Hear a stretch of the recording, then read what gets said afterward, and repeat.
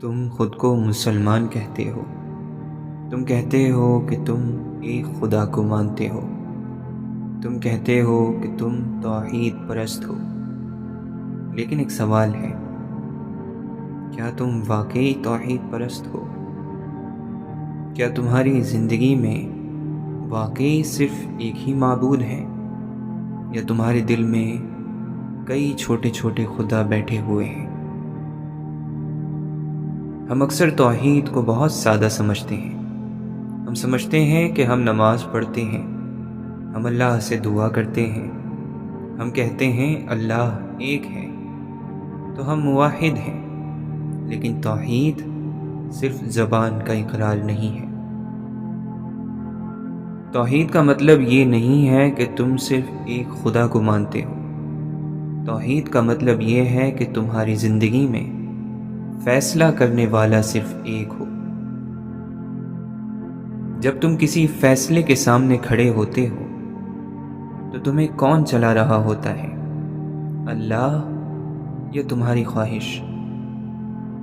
اگر تم اللہ کو مانتے ہو لیکن فیصلہ کسی اور کی بنیاد پر کرتے ہو تو حقیقت میں تمہارا معبود وہی ہے جس کی بات تم مان رہے ہو۔ تو پھر اصل سوال یہ نہیں ہے کہ تم کس کو مانتے ہو، اصل سوال یہ ہے تم کس کی مانتے ہو۔ اگر ہم توحید کو واقعی سمجھنا چاہتے ہیں تو ہمیں ایک لفظ کو سمجھنا ہوگا، اور وہ ہے معبود۔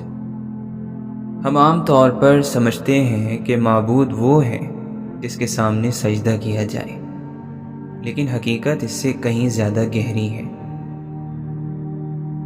بڑے علماء نے معبود کی تعریف کچھ یوں کی ہے: معبود وہ ہے جس سے تم محبت کرتے ہو، جس سے تم ڈرتے ہو، جس سے تم امید رکھتے ہو، اور جس کی تم پیروی کرتے ہو۔ غور کریں، یہ صرف عبادت کا عمل نہیں ہے، یہ پورا دل کا نظام ہے۔ عبادت صرف نماز نہیں ہے، عبادت یہ ہے تمہاری زندگی کا مرکز کیا ہے۔ اگر ایک انسان کے سامنے دو راستے ہوں، ایک راستہ اللہ کا ہو اور دوسرا راستہ اس کی خواہش کا ہو، اور وہ اپنی خواہش کو چن لے، تو حقیقت میں اس نے اپنی خواہش کو اپنا معبود بنا لیا۔ امام غزالی رحمۃ اللہ علیہ کی حکمت، آپ فرماتے ہیں، دل ایک ایسا گھر ہے جس میں صرف ایک بادشاہ رہ سکتا ہے۔ اگر اس گھر میں اللہ نہیں ہے تو کوئی اور ضرور ہوگا۔ یہاں ایک بہت اہم بات سمجھنی ہے، انسان ایسا نہیں ہے کہ وہ کسی کو نہ مانے، انسان فطرتاً کسی نہ کسی کو مانتا ہے۔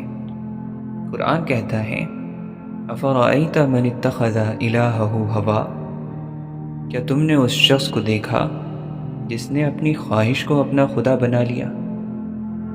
یہاں اصل مسئلہ یہ نہیں ہے کہ انسان اللہ کو نہیں مانتا، اصل مسئلہ یہ ہے کہ انسان اللہ کے ساتھ ساتھ اور بھی چیزوں کو ماننے لگتا ہے۔ تو پھر سوال یہ ہے، وہ کون سی چیزیں ہیں جو ہمارے دل میں اللہ کی جگہ لے لیتی ہیں؟ وہ کون سے چھپے ہوئے خدا ہیں جنہیں ہم پہچان نہیں پاتے؟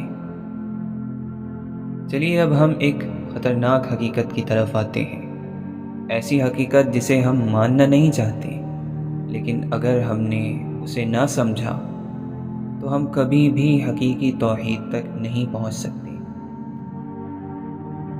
ہم اکثر سمجھتے ہیں کہ شرک صرف بتوں کو سجدہ کرنے کا نام ہے، لیکن حقیقت یہ ہے کہ آج کے دور میں بت بدل گئے ہیں۔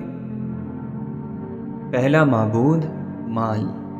ایک انسان کے سامنے دو راستے ہیں، ایک راستہ حلال ہے مگر مشکل ہے، اور دوسرا راستہ حرام ہے مگر آسان اور فائدہ مند ہے۔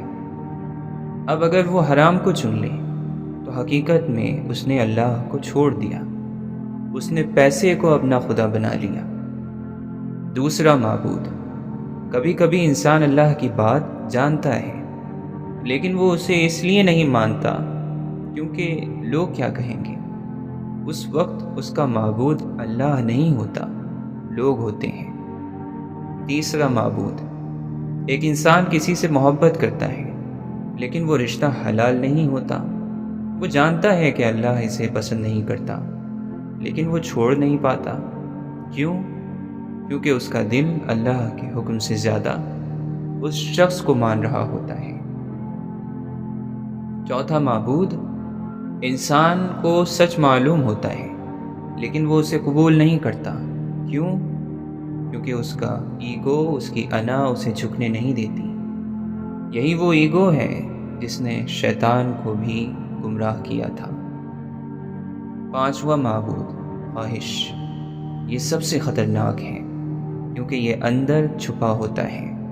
قرآن کہتا ہے، کیا تم نے اس شخص کو دیکھا جس نے اپنی خواہش کو اپنا خدا بنا لیا؟ یہ وہ مقام ہے جہاں انسان اپنی خواہش کو ہی حق سمجھنے لگتا ہے۔ چھٹا معبود، فلسفیز اور آئیڈیاز۔ کچھ لوگ کسی فلسفے کو، کسی تھنکر کو، کسی سسٹم کو اتنا ماننے لگتے ہیں کہ وہ اسے اللہ کے حکم سے اوپر رکھ دیتے ہیں۔ یہ سب مختلف شکلیں ہیں لیکن حقیقت ایک ہی ہے۔ تمہارا معبود وہ ہے جس کی تم مانتے ہو۔ اب سب سے اہم سوال یہ ہے، تم اپنے دل کے اندر ان چھپے ہوئے معبودوں کو کیسے پہچانو گے؟ کیونکہ جب تک تم انہیں پہچانو گے نہیں، تم انہیں توڑ بھی نہیں سکتے۔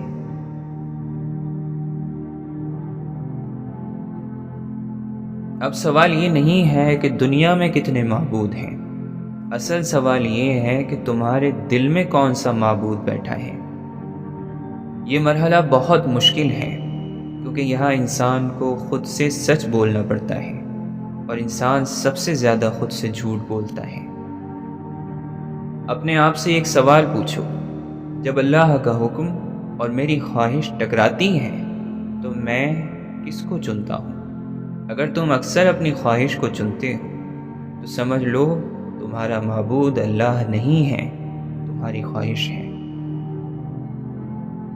ایک اور سوال پوچھو، میں سب سے زیادہ کس چیز سے ڈرتا ہوں؟ لوگوں کی رائے، پیسے کا نقصان، کسی کے چھوڑ جانے کا خوف؟ جس چیز سے تم سب سے زیادہ ڈرتے ہو وہی تمہارے دل میں سب سے بڑی طاقت رکھتی ہے۔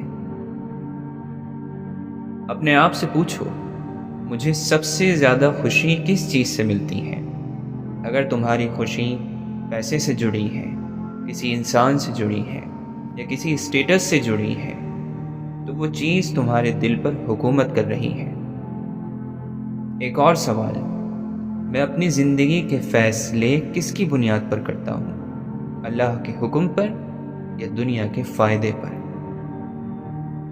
حضرت علی رضی اللہ عنہ کا ایک گہرا قول ہے، انسان اسی چیز کا غلام ہوتا ہے جس کا وہ لالچ رکھتا ہے۔ تمہارا معبود وہ نہیں ہے جس کا تم دعویٰ کرتے ہو، تمہارا معبود وہ ہے جس کے لیے تم قربانی دیتے ہو۔